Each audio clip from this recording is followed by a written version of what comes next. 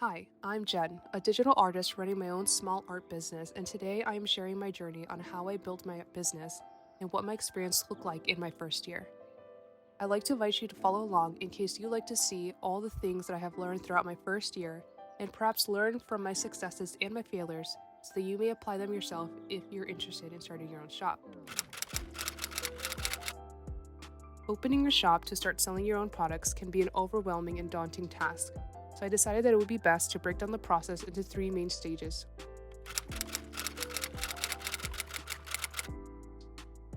Starting out and figuring out what to do seems like a huge first task in the beginning because it's like approaching a giant blank canvas. There are so many paths you can take, so to help determine where to start, I had narrowed down 5 questions that I had to answer or consider before I could move forward.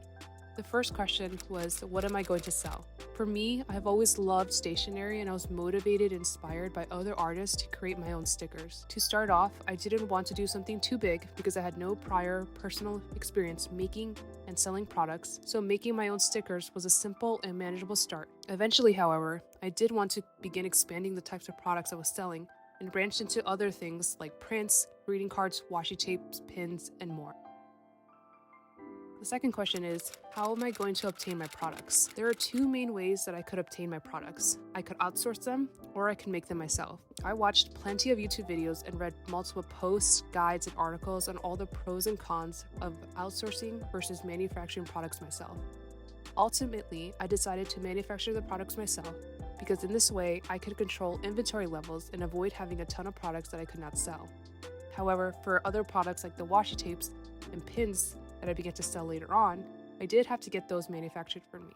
Question 3 is, where am I going to sell my products? I knew that I wanted to start online, so the first decision I had to make was whether I wanted to start on an online marketplace like Etsy or to build my own personal website with Shopify or Squarespace. I weighed all my options and I decided to go with making my own site with Squarespace, and I made this decision because Etsy's fees were already pretty high and they were expected to rise even further. This led me to researching options for website builders, and Squarespace seemed like the best option to me because it was very beginner friendly and it had all the options I needed to start off. Question 4 is, how am I going to market my products?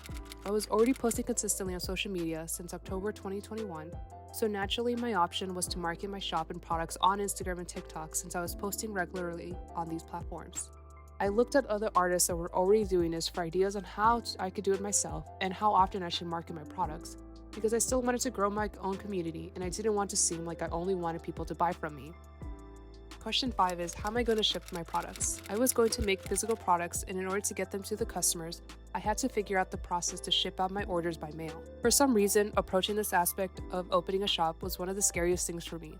I had never shipped or mailed anything before in my life, so I had no idea where to start. I did plenty of Google searching and YouTube watching, and slowly I learned the process. I was starting fairly small, so initially I only offered stamped letter mail as my shipping option because it was convenient and cheap. However, as I started to do more shop updates and I started offering more than just stickers, I decided to start offering tracked mail, which required figuring out how and where to get shipping labels. To do this, I looked at different shipping platforms and paid attention to what rates they were offering and how good their reviews were. In the end, I decided to go with Shippo because they have a free plan and it's easy to use and it got the job done.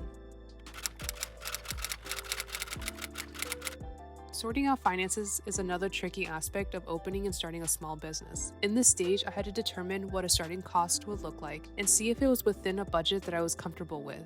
Since I was starting relatively from scratch with little knowledge of materials and equipment I needed, I made sure to take note of the cost when I was doing research in stage 1, and here is how I broke that down into 3 main categories.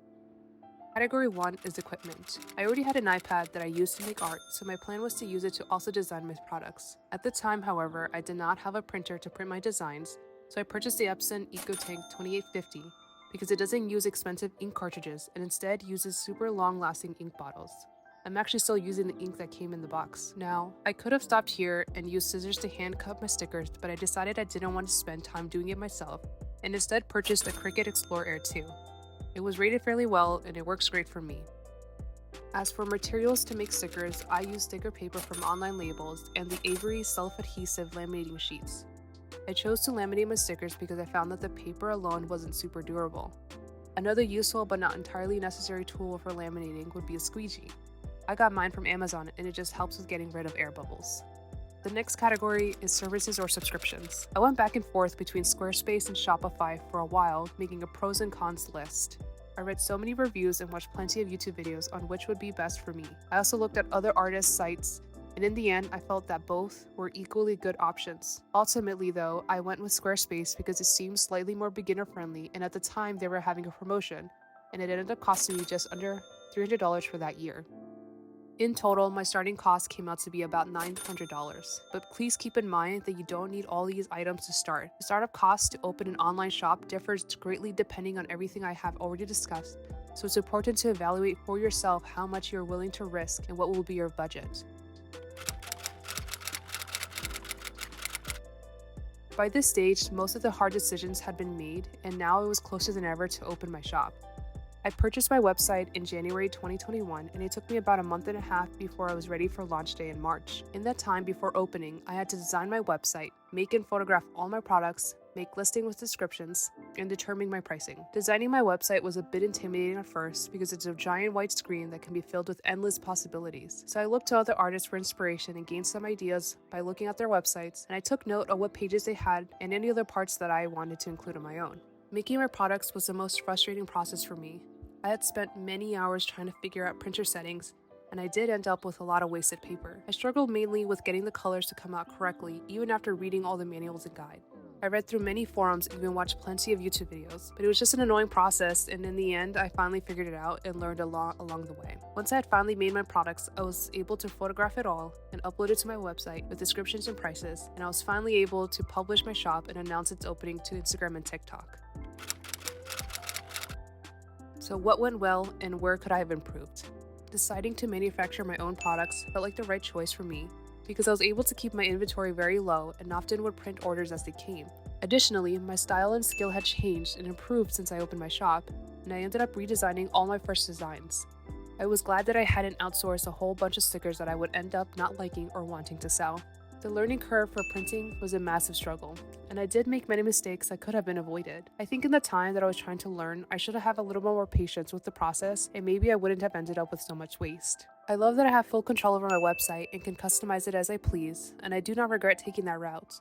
However, I think starting out on Etsy isn't as bad as I had been influenced to think. I eventually ended up opening an Etsy shop as well, and I just wish that I had done them at similar times so that I could be better versed in using Etsy as well. The biggest lesson that I learned, however, is that planning is an absolutely essential part of any business. For the first few shop updates after my launch, I struggled with meeting my own deadlines. Sometimes I would be taking product photos on the same day that I was having an update, and it stressed me out a lot. It wasn't until July that I finally learned how to use Notion to plan out the details for my shop, and I optimized the process as best as I could. Now, my first year as a shop owner had its ups and downs. It was stressful at times, but now, almost a year later, I am happy to say that I run my own small business. It truly brings me so much joy that there are individuals that find some happiness in my art, and I love that my art has gone into the lives and home of so many people, and my only hope is that it makes people feel good and smile. This year, I plan to continue to grow my business by expanding the types of products I make and sell, and I will continue to document my process and give insight into the experience that I have so that you may also apply them to your business if that's what you're interested in. If you enjoyed this video, please hit the like button and subscribe for more art business videos like this one. Thank you so much for watching, and I'll see you in the next one. Bye!